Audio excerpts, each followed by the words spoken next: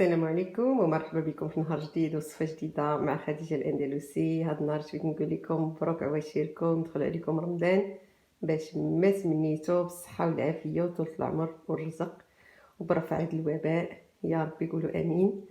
اليوم جبت لكم وصفة مغربية هماوية هي اللي غنبداو بها هاد الشهر الفاضل ان شاء الله. شتيكم وصفة البسطيلة ديال الحوت كما كتشوفوا معايا. عندي هنايا انواع مختلفه ديال الحوت، العطريه، شامبينيون، كلشي. غادي ندوز باش نعطيكم المقادير اللي عندي هنايا: زيت نباتيه، زيت الزيتون، تحميره معلقه كبيره، البزار حتى هو نص معلقه كبيره، خرقوم بلدي ولا الخرقوم عرق. عندي هنايا مطيشه معلبه، عندي صلصه الصوجه، عندي الزبده، عندي حامضه صغيره مصيره نصها قطعته باللب ديالو ونص غير القشره الفوقانيه، عندي الهريسه، عندي هنايا عطريه ديال الحوت يعني مخلطه، هذه كتاخذوها بحال هكا يعني واجده، عندي الملحه، عصير حامضه صغيره. انا كنقول لكم ديما حاجه صغيره حامضه صغيره، عصير حامضه صغيره وحامضه صغيره مصيره. علاش؟ باش ما نكثروش الحموضه، يعني المهم ندوقوا لا كان خاصها شويه الحامض نقدروا نزيدوه، ماشي من الاول اننا نحمضوها بزاف، يعني ما نقدروش نعاودوا نصححوا هذاك الغلط. عندي هنايا الثومه يعني مبجوغه ولا مدقوقه، عندي هنايا الزيتون، هاد القدر ديال الزيتون، عندي هنايا زلافه فيها الزيت وبيضه مطربه، ولكن من بعد غادي نزيد ليها شويه الزبده مذوبه هي اللي غادي نعتمدها باش نورق بها، يعني ملي نكونوا لمطوا البسطيله ديالنا هذا هو الخليط اللي غادي نستعمل. عندي من طبيعه الحال شعريه صينيه، عندي الشامبينيون فري، السمك، عندي جوج الانواع، عندي هذا النوع سمك ابيض تاخذوا اللي بغيتو، وعندي هذا النوع الاخر. عندي هنايا دي كالامار، هادو خديتهم كونجلي لانني ما لقيتش الفخي، هادو هما اللي كونجلي بوحديتهم، اما الشيء الاخر كله فخي. عندي دي كروفيت، وعندي هنايا قزبر ومعدنوس، كميه مهمه ديال القزبر ومعدنوس تقريبا شي زلافه، انا حطيتهم ديريكتومون هنا لان من بعد غادي نزيدو عليهم العطريه باش نصوبوا الشرموله ديالنا. بقاو معايا ما تمشيو فين باش نشوفوا الطريقه. اول حاجه تنبداو بها من طبيعه الحال الحوت خصو يكون مغسول مزيان وناشف مزيان من الماء. لي كروفيت غادي نقشروهم ولكن ما غاديش نرميو القشور ديالهم لان غادي نحتاجهم، غادي نغليوهم في الماء طيب، وهذاك الماء طيب غادي نصفيوه وهو اللي غادي نحطو فيه الشعريه الصينيه الطرخه، يعني نحطوها واحد 4 دقائق بحال هكاك حتى الطرخه على حسب، عاد باش نصفيوها كتجي منسمه بالنسمه ديال لي كروفيت. دابا غادي نقشر لي كروفيت ديالي، ومن بعد الحوت غادي نسوطيو كل نوع يعني على حده، يعني بوحديتو، عاد من بعد غادي نخلطوهم مجموعين. دابا في مقلاة على النار، من بعد ما قشرت كروفيت درت فيها واحد القطعه ديال الزبده وشويه ديال الزيت غير باش ما تحنقناش الزبده، وغادي نحط عليها لي كروفيت يتشحروا، غادي ندير لهم غير شويه د الملحه والبصل فقط، يعني العطريه الاخرى كلها غتخلط معاها ملي غادي نخلطوها بالشرموله. وهنايا عندي هذاك القشور ديال الكروفيت حطيتهم هنا باش نغليهم وناخذ الماء ديالهم.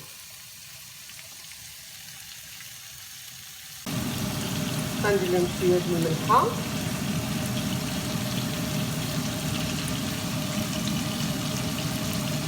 كلشي هذا صافي، ونقلبوهم يعني بسرعه، يعني ما كيحتاجوش انهم يطيبوا بزاف، يعني كتعرفوا ان لي كروفيت ولي كالامار يعني 3-4 دقائق ماكسيموم 5، ولا طيبناهم بزاف 5 يعني خصهم يشربوا هذا الماء ديالهم. يعني النار ما خصهاش تكون مهيله نهائيا، خصها تكون نار مجهده.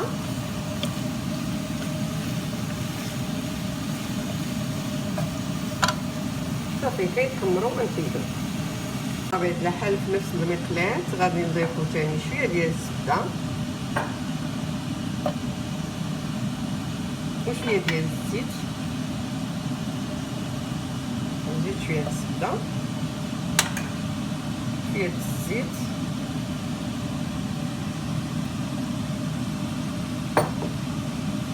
صافي اون فوا غادي تبدا تبدا مزيان غادي نضيف لي كالامار. دابا غادي نضيف لي كالامار، الملحه والزعتر، وغادي نضيف لهم واحد شويه ديال الثومه. دابا غادي نضيف الملحه والزعتر كما قلت لكم،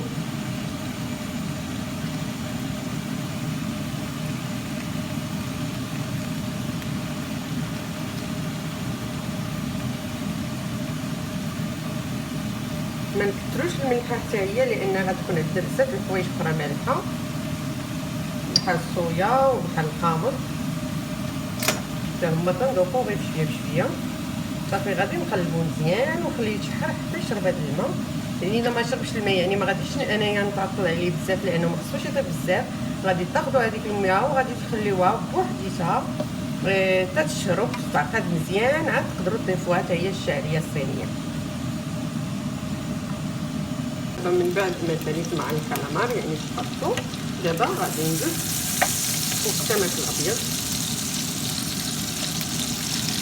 بطبيعه الحال غير الزبده والزيت، وغادي نحط الكساء ديالي اللي من بعد غادي ندير لهم الملحه والزعتر وشويه ديال الثومه من طبيعه الحال. دابا غادي ندير الملحه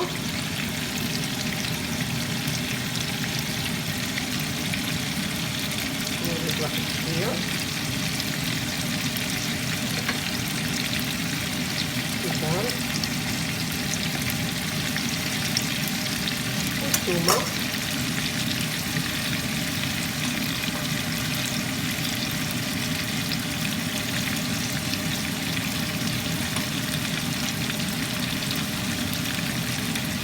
غنخلي الفلفل ديالي حتى يتحمر. دائما في نفس المقدار، دائما الزبده والزيت، وكنحطو نوع اخر من السمك. يعني انا ما حددتش لكم واحد القياس ديال السمك كل واحد يعني والقياس ديالو. السمك غالي يعني اختاروا النوع اللي بغيتو، المهم انه يكون ابيض. غادي ليه الملحه والزعتر والثوم. دابا حطيت شويه الزبده عاوتاني شويه الزيت يعني حتى الماكلات ما كنغسلوها ما والو. غادي نضيفو عليهم لي شامبينيون ديالنا. يعني الا ما كانش متوفر لكم الفخي غادي تستعملوا العلبه ديال العلبه، راه كيكون تقريبا طايب يعني ما كيحتاجش يعني كدوزو دقيقه ولا دقيقتين يعني في الزبده والملحه والزعتر فقط. يعني ما كيحتاجش كيف بحال هذا غادي يبقى غياخد شويه د الوقت حتى يطيب، واحد 10 دقائق تقريبا. دابا الشامبينيون ديالنا غادي نزيدو فيه الخضار، مازال غادي نزيدو شويه وغنبدا قليل الملحه بطبيعه الحال،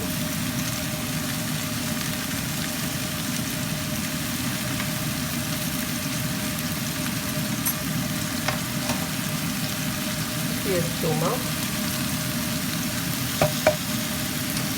وغادي نخليو. دابا كنوريكم الحوت، ها هو واجد كله تقلا حطيتو. عندي هنايا الشامبينيون من بعد ما تحمر كما كتشوفوا. انا كنخلي كلشي كبير، يعني اش غادي نقول لكم، حتى الواحد ملي تياكل شي حاجه تيعرف اشنو تياكل شنو عنده في فمو، ماشي ديك الحاجه تنقطعوها كلي كنقطع شامبينيون بحال قزبر ومعدنوس حتى ما كيبقاش يبان نهائيا. المهم اللي بغى يدير هذيك الطريقه يديرها. انا كيعجبني ان الطرف يكون شويه كبار باش الواحد يعرف اشنا هي الحاجه اللي كيمضغ فيها. هذه عندي هنايا الشعريه الصينيه، انا رقتها في هذاك الماء ديال الكروفيت، يعني ما مملح ما حتى حاجه حتى نذوقوا عاد باش غادي نبداو نزيدو الملحه ولا شنو نديرو. دابا غادي نصفيها ونقردها بالمقص من طبيعه الحال، ما تبقاش كبيره عاد باش غادي نتلاقاو من بعد نشوفوا الشرموله. ودابا في نفس المقناه غادي ندير واحد الكميه ديال الزيت الزيتيه كما كتشوفوا معايا، كميه مهمه اللي غادي نقلي فيها واحد دقيقه ولا 2 دقائق هاد الخضر ومعدنوس باش تحيد منه هذيك البنه ديال الخضور. غندير معاه الزيتون وحامضه مصيه. بطبيعه الحال ما غاديش نديرو لا ملحه ولا عطريه، خصوصا الملحه ما غاديش نديرها نهائيا. من بعد ملي غادي نقلي هاد شي 2 دقائق كما قلت لكم غادي نزيد العطريه وحتى نخلطو عاد باش نبداو نشوفو واش الملحه كافيه ولا ما كافياش، لان عندنا اللحم مالح، نسيتو المالح، الصوجه حتى هي مالحه، والحوت حتى هو راني ملحتو ملي كنت كنطيب فيه. دابا من بعد ما العناصر كلها واجده، يعني غادي انا قليت الشرموله قلت لكم دقيقه ولا دقيقتين، يعني واحد شويه يعني، ولكن القزبر والمعدنوس خصو يبقى اخضر في اللون ديالو، يعني ما تخليوش يبان. غادي نزيد العصير ديال الحامضه، العطريه اللي عندي هنايا ديال السمك، تحميره، الخرقوم البلدي، وهنايا مطيشه معلبه. كنعاود ناكد لكم بدون اضافه الملح. هنايا الهريسه غادي نضيف، ما غاديش نضيفها كامله حتى الذوق. كنخلط هادشي، غادي نزيد عليه واحد المعلقه كبيره ديال صلصه الصوجا، بلغت واحد شوي. المهم ها هي معلقه غامره، يعني اذا احتاجنا نقدروا نزيدوا ماشي مشكل. هذه هي الشراره ديالي.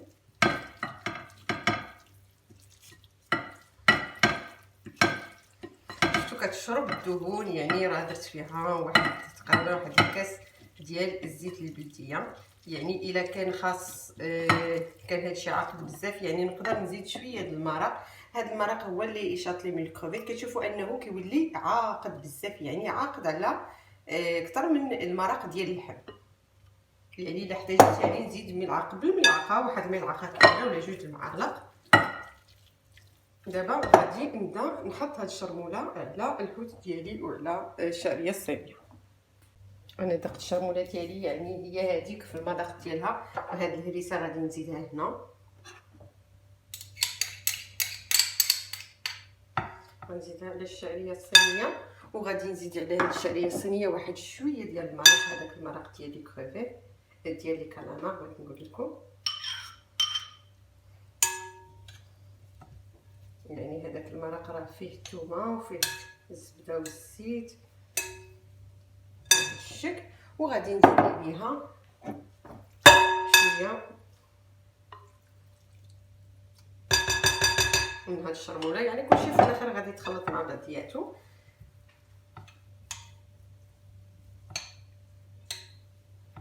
وغنزيد ليها حتى واحد المعلقه ديال صلصه الصوجا.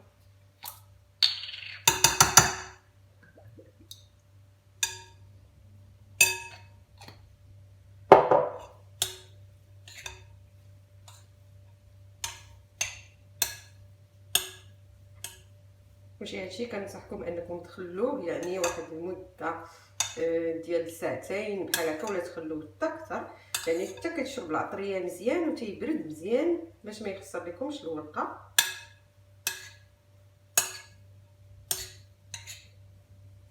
بحال هكا. ودابا غادي نخلط الحوت حتى هو غادي ندير له العطريه من طبيعه الحال، هو هاد الشامبينيون. نجيب الشامبينيون هنا مع لي فروي د مير.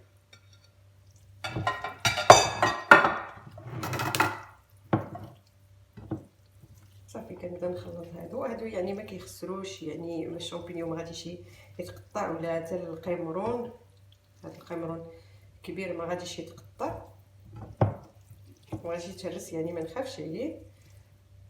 هاد الحوت الابيض هو اللي كيتشتت دغيا كيتهرس، يعني غادي نحاول عليه غير بشويه. هاد الاخر ما كيخسرش، هاد الفيلي كيبقى مزيان واخا غادي ندهنو مزيان. صافي بحال هكا تتخلطوا الشرموله كامل.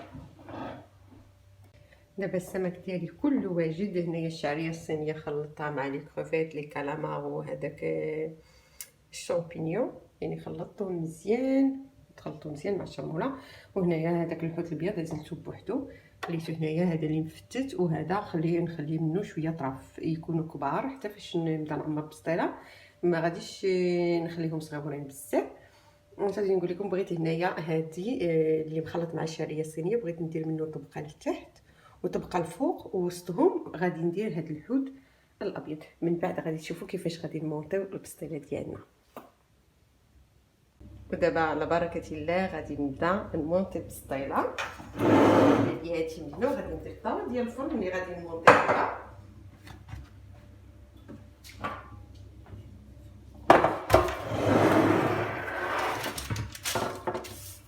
انا خديت فيها ورق الفرن وغادي نديرها على شكل يعني مربع. دابا خديت الورقه غادي نحلها، وفي هذيك الزافه كما قلت لكم عندي فيها واحد الخليط. غادي نستعمل نص كيلو ديال الورقه. المقادير اللي شفتوها هنايا انا عندي الزبده مع الزيت مع بيضه مطربين. ودابا غادي نحل هاد الورقه. ومن طبيعه الحال هاد الورقه راه كنقول لكم دائما انها خصها تغطى، لان لا ما تغطاتش راه تتنشف بسهوله. يعني ماشي بحال الورقه العاديه ديال المغرب. الورقه العاديه ديال المغرب يعني زوينه في الخدمه احسن من هذه. حنا هادشي هنا في بلجيكا هادشي اللي متوفر. بطبيعه الحال كنخدموا بالحاجه اللي متوفره عندنا. اي واحد تيخدم بالحاجه اللي متوفره عنده.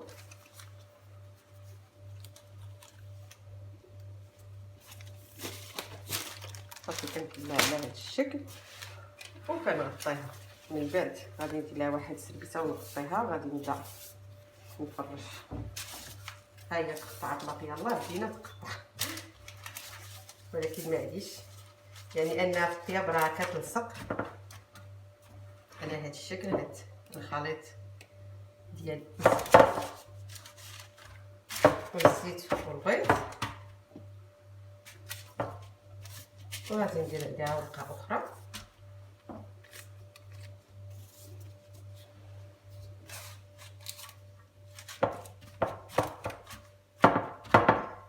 هاد الورقه راه كتكون صونصيبل بالدهون دغيا كتيبدل.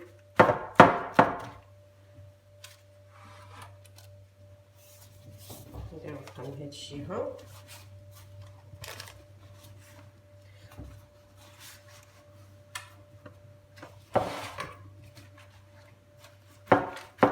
من هنا ومن الجهه الثانيه.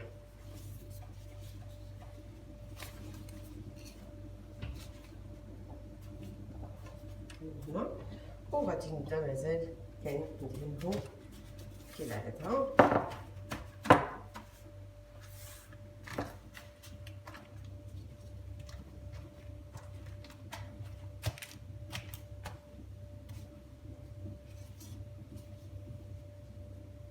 غادي نزيد غير ورقه وحده وغادي نبدا نعمر الحشوه ديالي. هاد الورقه راه واخا تكثروا راه ما كتبانش في البسطيله زعما غادي فيها الورقه كثيره ولا شي حاجه. هاد الورقه رقيقه بزاف يعني رقيقه ما كتبانش وكتقرمل مزيان في الفران. حنا غنخليو البسطيله ديالنا طيب على نار مهيله جدا.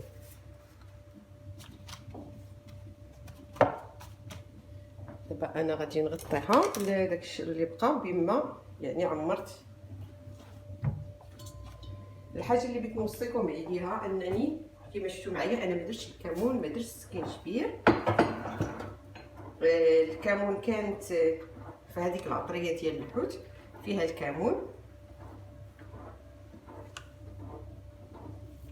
ولكن فيها غير واحد شويه يعني ما كثرتهاش لانها كتغطي على المذاق ديال السمك. ما كتخليكمش تحسوا بالمذاق ديال السمك. داكشي علاش ما بغيتش نكثرها ما درتهاش. والسكينجبير اصلا ما كنديروش انا في اللحم. يعني كاع الحاجه اللي غتغطي لكم على المذاق ديال الحوت بلا ما ديروها تكون مجهده بزاف، ولا اللي درتوها تقدروا ديروا واحد الكميه اللي قليله. كما قلت لكم غادي ندير هاد الطبقه ديال الشعريه الصينيه ولي كالامار ولي كروفيت. وغادي ندير دابا طبقه ديال السمك الابيض.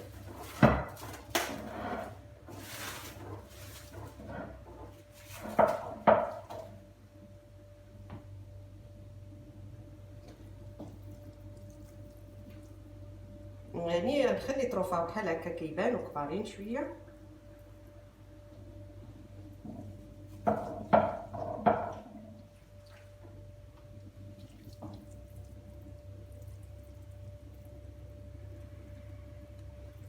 غنحاولوا نديروهم في جميع الاطراف.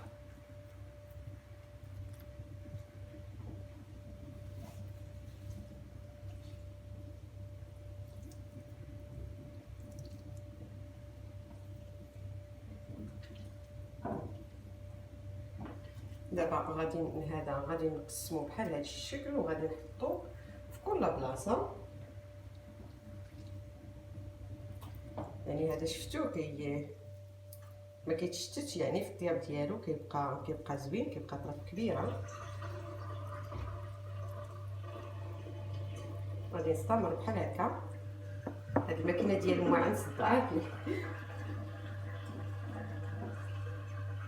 هذيك شويه الشرموله يعني وانا غطيته وخليته واحد المده ديال ساعتين الحوت يعني شرب هذيك العطريه ديالو.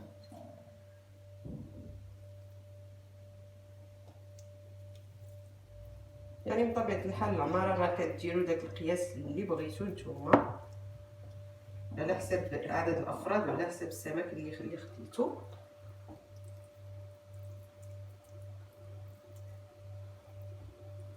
انا كتعجبني تكون عامره بزاف يعني.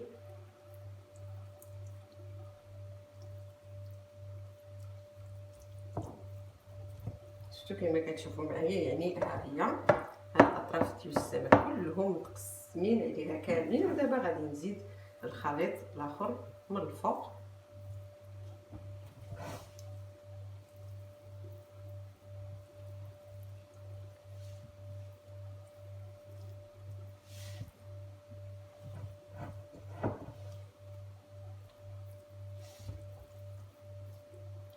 يعني غنقادوها مزيان اللي من بعد غادي نبداو باش نسدوها. كما كتشوفوا معايا انا عمرتها مزيان. دابا غادي نبدا باش نسدها. نرجع ليها الاطراف ديالها على هذا الشكل.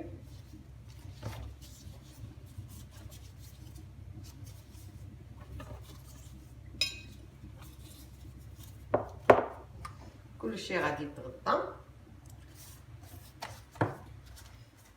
شويه الجو بارد وهاد الزبده كتكرم.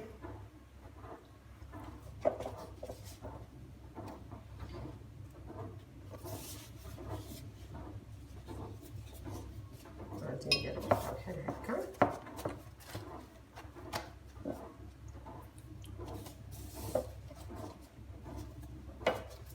ومن بعد غادي ندير وريقات اللي غادي ندخلهم من التحت.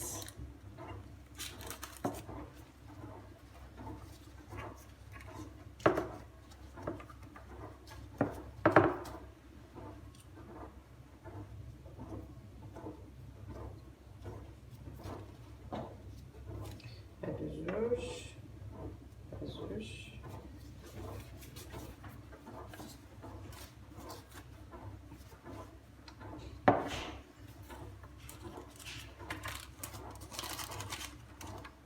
دابا غادي ناخذ هذه وغادي ندخلها من هنا.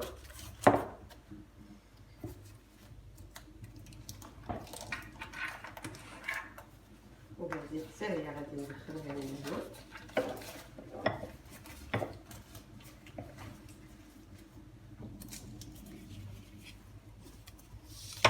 كما قلت لكم غير كطيب راه كتقاد، واخا صعيبه شويه في الخدمه.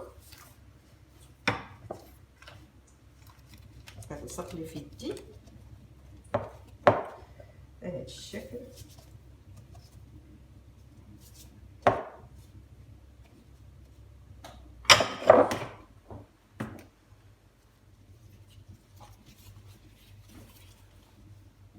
نفس الشيء غنديرو من الجهه الاخرى. الزبده والزيت والبيض وكنديرو